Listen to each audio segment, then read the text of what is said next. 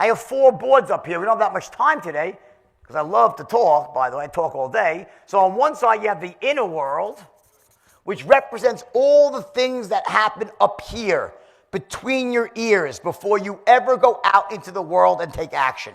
It's your mindset for success. And on the other side, you have what's called the outer world, which are the real world strategies that you employ, that you utilize to actually get what you want. You set yourself up here and execute here. One without the other, it is really hard to achieve at any reasonable level. The good news is that there are really quantifiable and easy to learn, I call them pillars or distinctions for each of these worlds. There are 4 on the inner world. 1, 2, 3, 4. I'm going to go through them very quickly here just to give you highlights on this stuff. The first one I mentioned is called state management. The ability to manage your emotional state, your physiological emotional state, to show up in the moment feeling positive, certain, confident, clear. Certainty, confidence, clarity, courage. The 4 C's, the selling. Disempowered states, uncertainty, overwhelm, fear.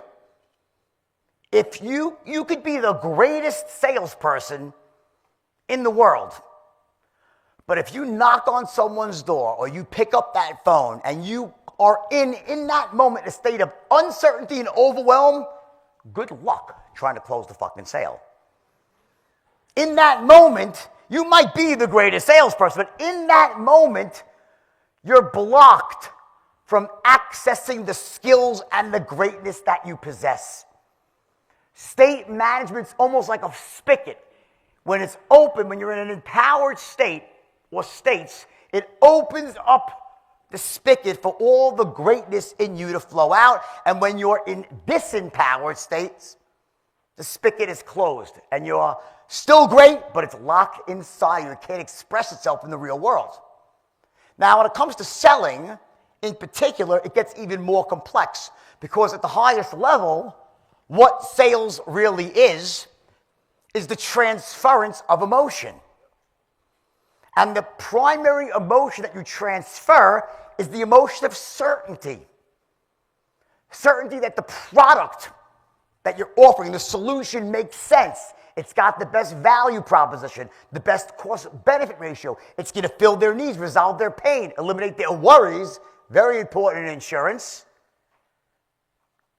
So you have that component, the actual product itself. There's certainty they can trust you, that you're there with their best interest at heart, not just a sleazy salesperson trying to ram any policy down their throat to make a buck.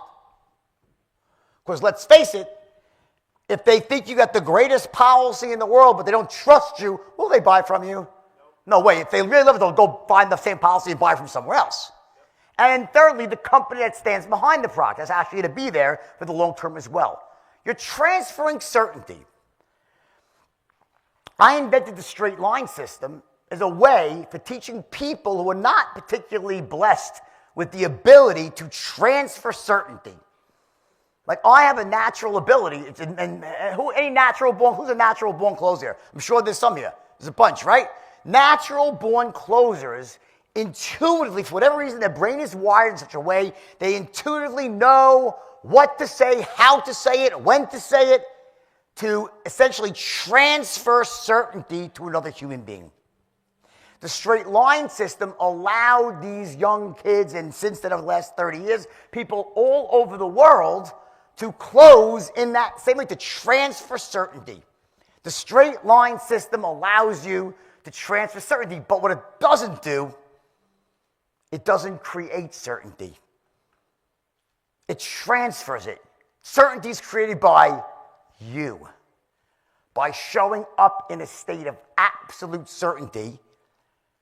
And the straight line allows you to transfer that certainty without breaking fundamental rules of selling and human communication. Like, I can't transfer certainty and make them hate me at the same time. I can't transfer certainty and bore them to death or make them think I'm an idiot or I'm a loser. Or I can't transfer certainty in such a long-winded way where they're just like, no, there's rules. I can't break rapport. There's all these rules of communication. The straight line allows you to transfer certainty. The best metaphor I've ever come up with, it's the way a home heating system works. You have a nice big house. In the basement, you have a furnace. Then you have all the ductwork, the HVAC system, right? The HVAC system allows the furnace to transfer the heat it creates to all the different rooms without dissipating the energy. Each room gets heated in a very efficient, elegant way without all the heat escaping into the atmosphere. You could have the greatest ductwork, the greatest HVAC system in the world, beautiful, pristine. But if the furnace is broken, guess what? The house ain't going to be heating up. You are the furnace. The straight line system is the ductwork. The person you're trying to close represents all the different rooms of the house.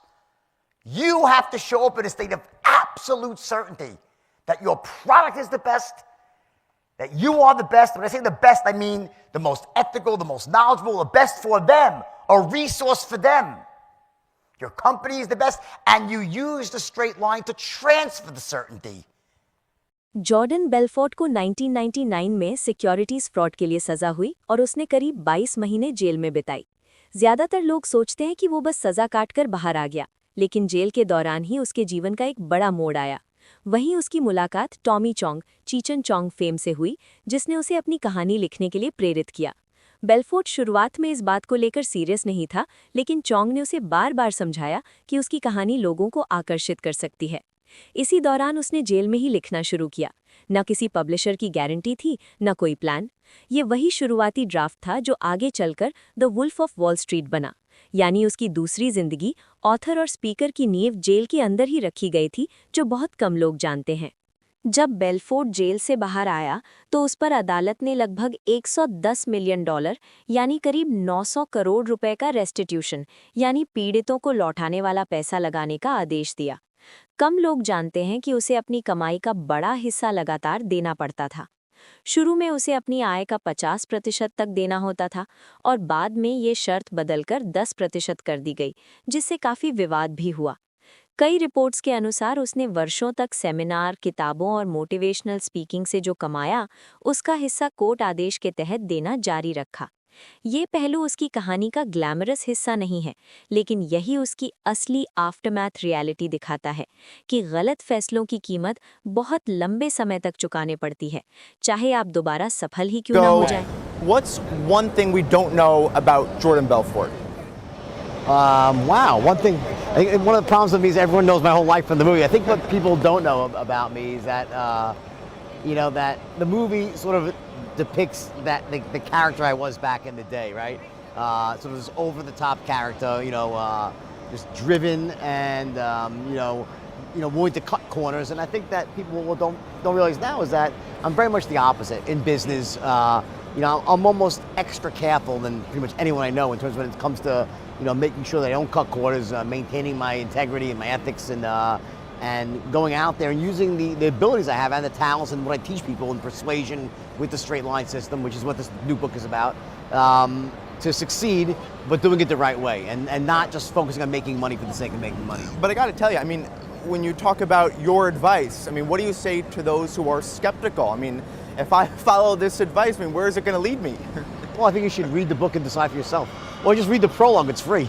And, get a sense of what the book is about. And I've been teaching this around the world for, the last 10 years. And if you just went to my Facebook wall and look what independent people write, it's a really powerful system that's changed people's lives, in all industries, not just in sales, but no matter what you do. And I think that one of the mistakes people make is they look at sales as being just for salespeople. And I think that it's just completely a mistake that, persuasion, influence, the ability to sell is for everybody. Whether you're a mom trying to influence your children to make their beds, do their homework, you're a teacher trying to influence students on the value of education, a pastor, a lawyer, it doesn't matter what you do. You're always trying to share your ideas, your vision for the future with other people in a way that connects with them. And it's a skill that many people don't have and that they need.